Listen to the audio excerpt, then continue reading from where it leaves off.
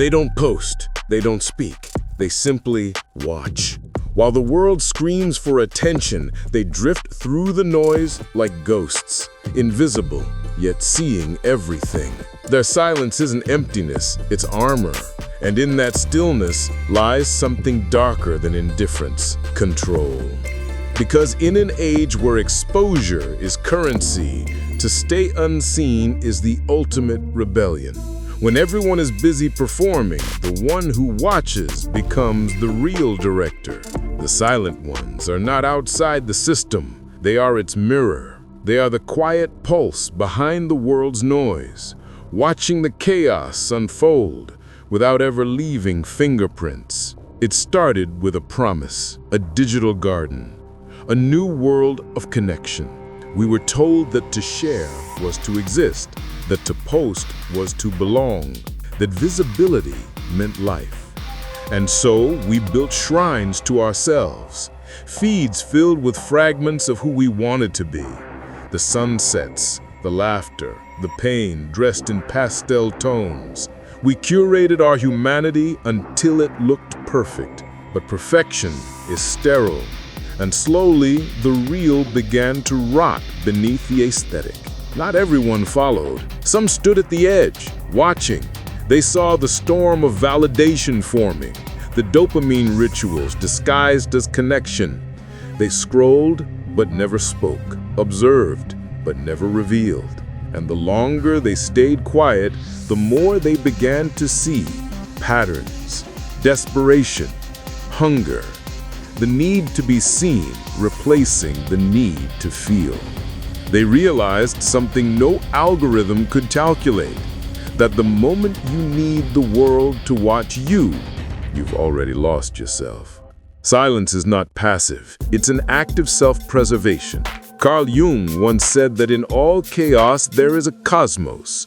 Those who remain unseen find that cosmos in solitude. They stand apart, not above. They observe the collective trance with a strange tenderness, half pity, half awe. To them, the timeline looks like a modern cathedral of ego. People kneeling before likes, praying for validation. Every post a confession, every caption a plea for meaning.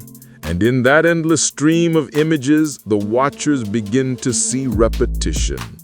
Smiles copied, words rehearsed, authenticity reduced to performance.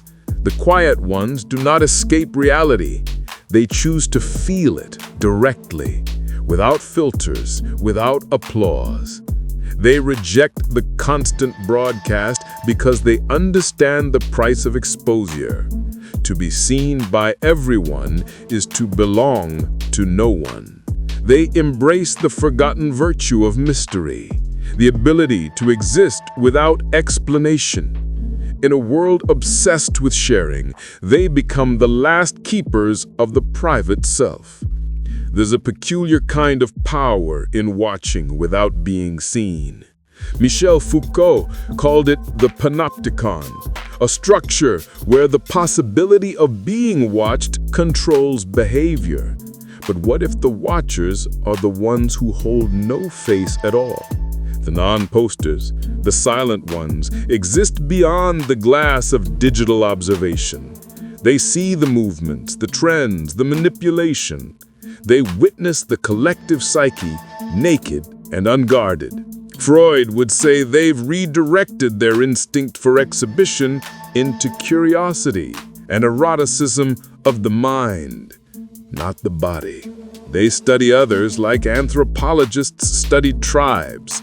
They scroll not to consume, but to understand. Each photo, each caption, a fragment of a social organism called the feed. But silence also hides wounds. Some withdraw because they fear the stage. They felt the sting of comparison, the exhaustion of pretending. And so they retreat, not in arrogance, but in self-defense. Byung-Chul Han writes that we live in the society of transparency, a world allergic to secrets, where mystery is treated like disease. To not share is to be suspect.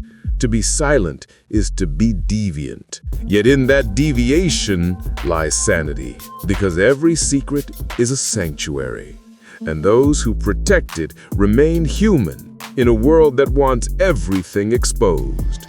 They are the final romantics, believing that intimacy requires invisibility, that what is truly valuable cannot be measured in likes, but in absence. And perhaps, in their quiet observation, they touch others more deeply than words ever could, because some touches don't need hands. Some touch only with their eyes. The paradox. But silence is never pure. It's double-edged. What protects can also imprison. To remain unseen means to be unacknowledged. The same walls that guard your peace can also become your cage. You're safe from judgment, but also from connection.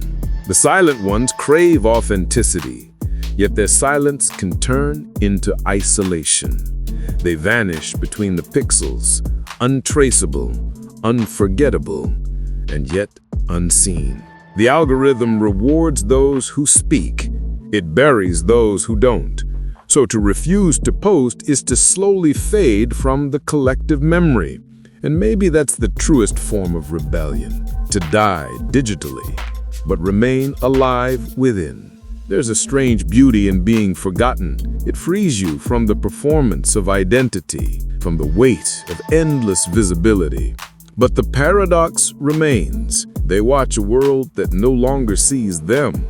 And in that distance, they discover a purity that the visible have long lost. Their silence is not absence, it's choice. And every unshared moment is an act of quiet power. In an empire of noise, the invisible become the philosophers. They remind us that meaning doesn't need to be displayed to exist, that the truest emotions are often unspoken, that love can exist without proof and presence without performance. Maybe the silent ones are not disconnected. Maybe they are simply free from the hunger of attention, free from the addiction of eyes. They are not ghosts, they are mirrors, reflecting everything we've become. And perhaps that's why they disturb us, because in their quiet observation, we see our own dependence on being seen. So if you ever wonder why they don't post, remember, some people don't need to be watched to leave a mark, because some only touch with their eyes and leave imprints no algorithm can trace.